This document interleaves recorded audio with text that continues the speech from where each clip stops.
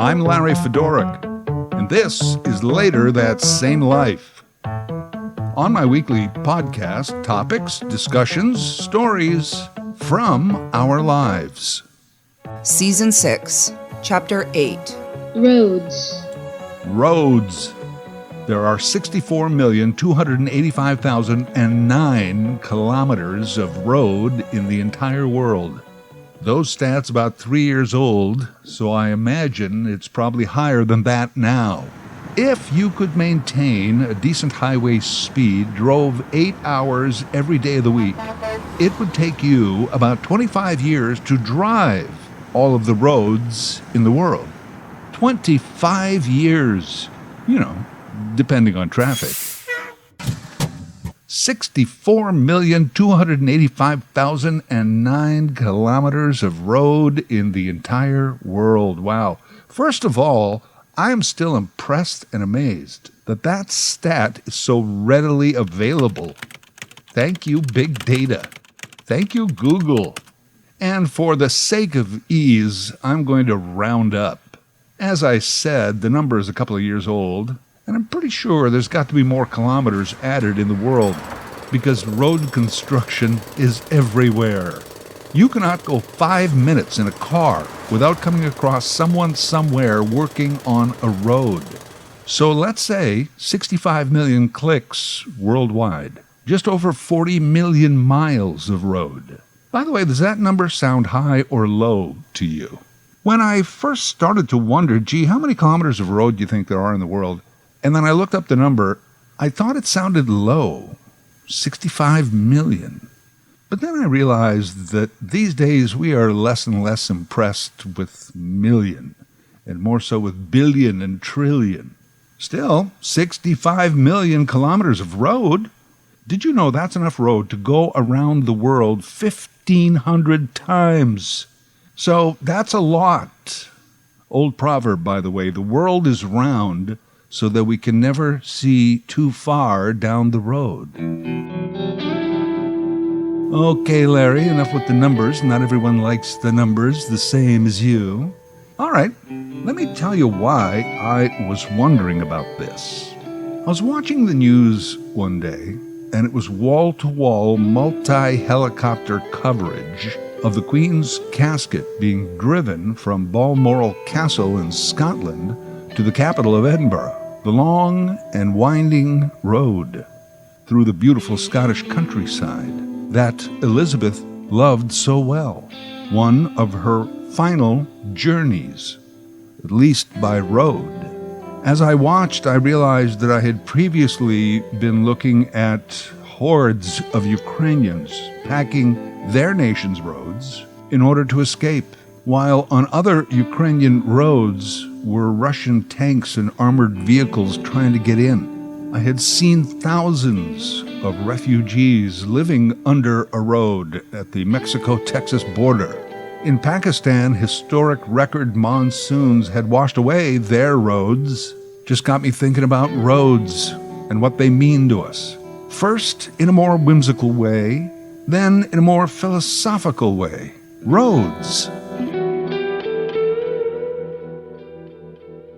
Most of us probably never give roads a second thought until we hit that pothole, or maybe we have to sit on one of those roads for an extra hour each way to and from work.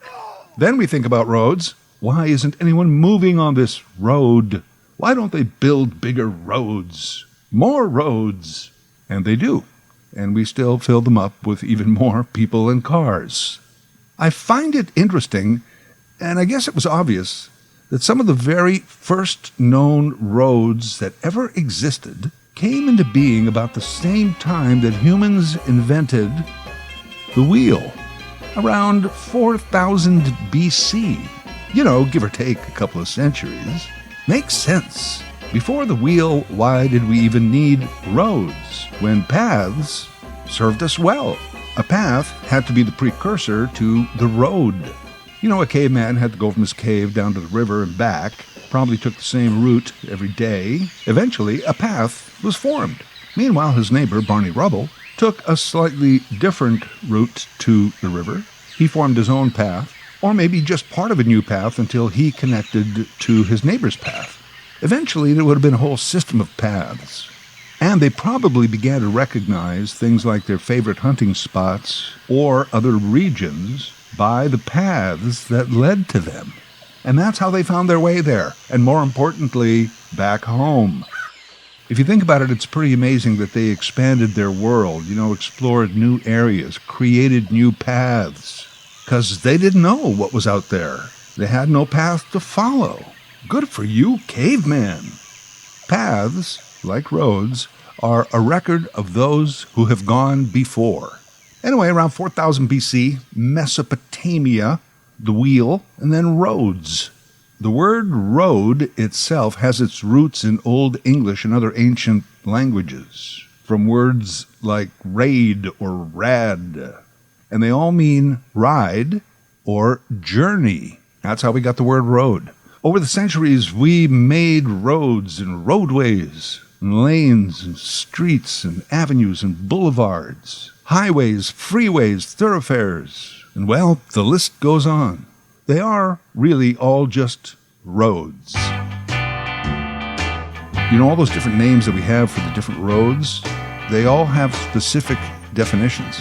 For example, a highway is a road that allows for a higher volume of traffic at a higher rate of speed, and highways are designed to connect communities. Whereas an expressway is designed to be a longer route that would connect one part of the country to another. A freeway, on the other hand, is a system of highways meant to connect communities to other highways and to the expressway. Got it? Well, hold on. A throughway is meant to be an uninterrupted highway connecting distant areas. Then there's a causeway, which is a raised highway meant to go over wet or otherwise inaccessible land areas. A highway that goes around an area, say encircling a city, that's called a beltway. A highway through a green space or a nature area, that's called a parkway. And they say the neon lights are bright on Broadway. All right, listen closely. I'm going to give you directions. Take the beltway to the freeway. Go north to the expressway. Veer right to the causeway. Stay on it until you get to the parkway. Then I'm just off the highway. I got a yellow house with a blue truck in the driveway. Well, when it comes to roads, we do have our ways. Oh yeah, we also build speedways, which technically is a road, but it's not accessible to the general public. But the general public is allowed to sit there and watch other people drive on it. Oddly, they often do exactly that, sometimes in large numbers. One of the most famous and first major roads in history was a way, the Appian Way, built in Rome around 300 BC and initially for military purposes. In the day, it was a massive undertaking. Rome to Naples, and then from there to the coast, from where Romans could travel to Greece and Egypt. If you think about it, if there was no road, no Appian Way, Caesar would have never met Cleopatra, which actually didn't turn out so well for the Romans. But let's not get detoured onto that side road. Yeah, so to recap and refresh, roads came around the time of the wheel. The wheel! Suddenly there were carts and wagons, even carriages and chariots. And that meant we needed roads. Again, this is 4000 BC or so. And this time in our history is a major chapter in the development of civilization. A lot of it was in and around Mesopotamia, which more or less today is Iraq. The human was a somewhat social animal and began to live amongst each other in villages, towns, and cities. Some of that out of necessity. So let's say you had a place, a nice little one-bedroom in the Babylon Towers. And when the kids grew up, they moved to Ur. You wanted to visit the kids occasionally. So you would pack up the horse and cart, and you took a road to Ur. What I'm saying is that the world needed roads to connect us. And that's why, over time, there's 65 million kilometers of road. And even though we can now connect a dozen different ways that do not involve roads, there is still nothing like jumping on the horse and cart and taking a road trip. We love our roads. We are a species often happiest in motion. Look how many kilometers of roads we've built over the centuries just so we don't have to stay put. Back to the Romans for a bit, the Appian Way, massive construct of stone road. But the Romans also, in building their roads, developed a method by digging two parallel trenches and then using the dirt from those trenches to make a road. Therefore, often the road had ditches and the road itself was a little higher. It was a little more elevated. It was called a highway. Romans invented the highway. And to this day, we have a stereotype of Italians who work on highway construction.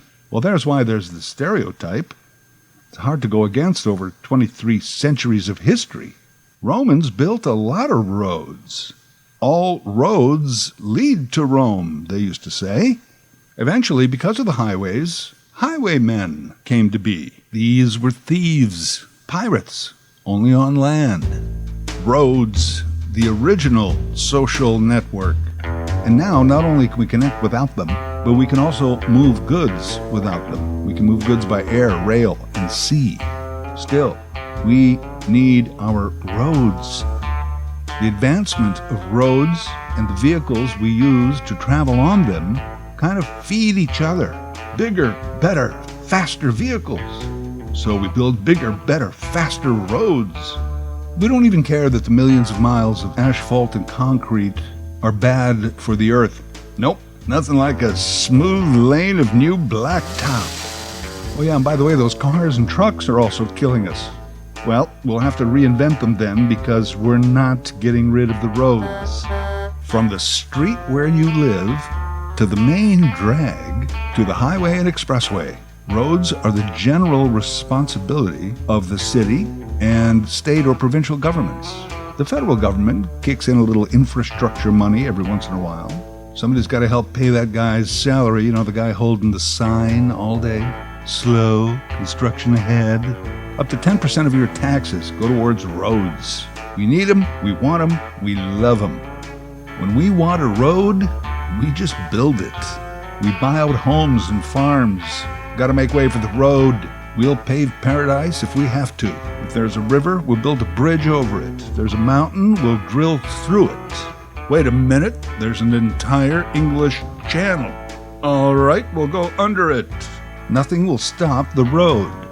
Entire categories and industries began based on the fact that we have a lot of roads. Road culture, roadhouses, roadside inns, and diners, motels.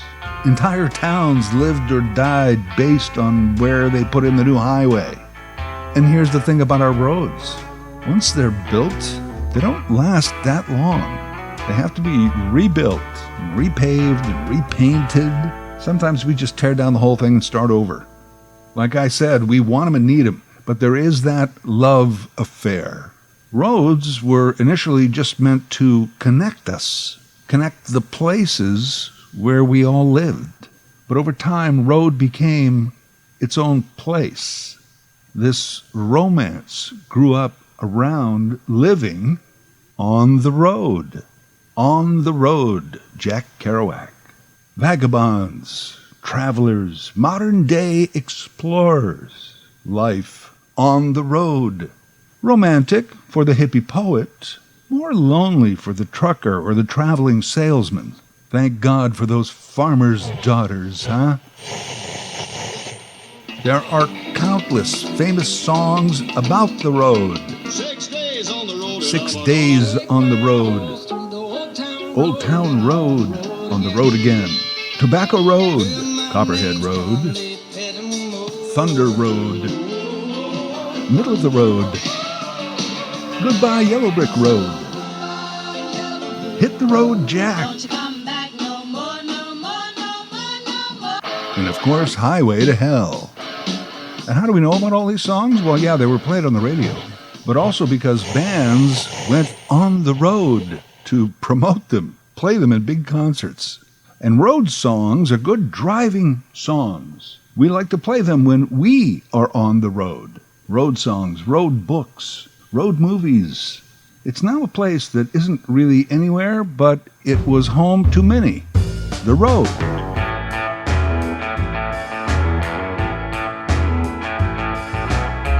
There is such a love affair and fascination with the road in modern culture that there has since developed a group of people who can't wait to take a road somewhere so that then they can go off-road. We have many different types, sizes, and varieties of off-road vehicles, and the people who manufacture them encourage people through their marketing to use their off-road vehicles to explore places where gas-powered vehicles really don't belong. Hey guys, why can't you just park by the side of the road and then walk or hike like the rest of us? Oh hell no, not them. I'm taking this Jeep right through the swamp. Then I'm going to go crush some vegetation with my knobby tires while I race through the bird sanctuary. Yahoo! I'm a weekend warrior, just like they say on TV. Yeah, you're a weekend warrior, all right, pal. If you're a weekend warrior, chances are you're also a Monday through Friday supplicant. This is how you get your jollies. You know, we build vehicles for the road, and then we build millions of kilometers of roads for the vehicles. Not enough for those weekend warriors, huh? What is this obsession with off-roading as a recreation? It would be great to have a law. Then you get pulled over by a cop. Excuse me, sir, this appears to be a Jeep. They are advertised as an off-road vehicle, and the fact that you are using an off-road vehicle on the road contravenes the Highway Traffic Act, Clause 19, Paragraph B. We're going to have to impound this vehicle. 65 million kilometers of road? Mr. 4x4 has to cut across the field. 65 million kilometers of roads crisscrossing planet Earth. What country has the most roads? Well, no surprise, the United States, with almost 7 million kilometers of road, and about 40% of that, by the way, is paved. Close second is India, but they've paved around 67% of their roads. China is third, about 5 million kilometers of roads there, but get this, they have a pave rate of around 95%. Down the list at number 4 and 5 are Brazil and Russia. Big countries, you'd think they would have a lot of roads. Not really. Then, of course, you think about places like Russia. Where are you going to go? You're on the road to nowhere. France comes in at number 6. That one kind of surprised me because France is a relatively small country. The entire country is only about 500,000 square kilometers, but they have just over 1 million kilometers worth of roads, almost the same as Canada at number 7. But we're 20 times the size of France. Australia, Mexico, and South Africa round up the top 10 for mileage. And by the way, Germany, which has one of the most famous roads in the world, the Autobahn, is at number 13. I was mildly amused when I was looking at this list by who is last. Tuvalu. It's a small Polynesian island group of nations in Oceania district of the Pacific Ocean. A small country made up of coral islands, mostly. The entire country, 26 square kilometers. And the kilometers of road they have in the entire nation? 8. I'd like to be the minister in charge of highways in Tuvalu. It'd be an easy job. I wouldn't even have an office. Just a broom.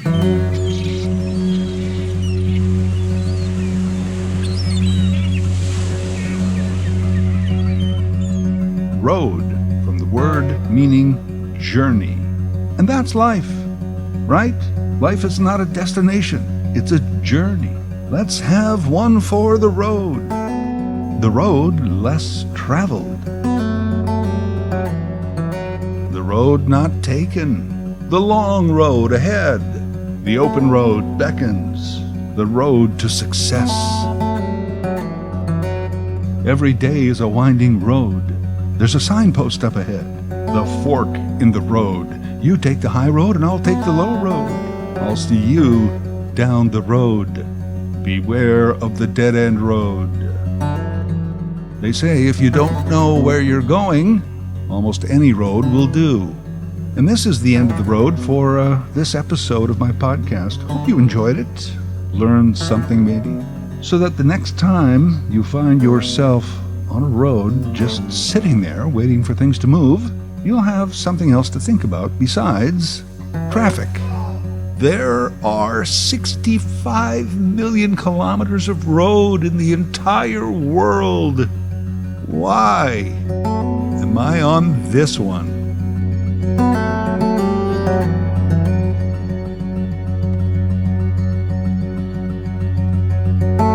Later That Same Life is written, voiced, and produced by Larry Fedoruk. LarryFedoruk37@gmail.com. Subscribe to Larry's podcast YouTube channel. Get automatic notifications with each new episode.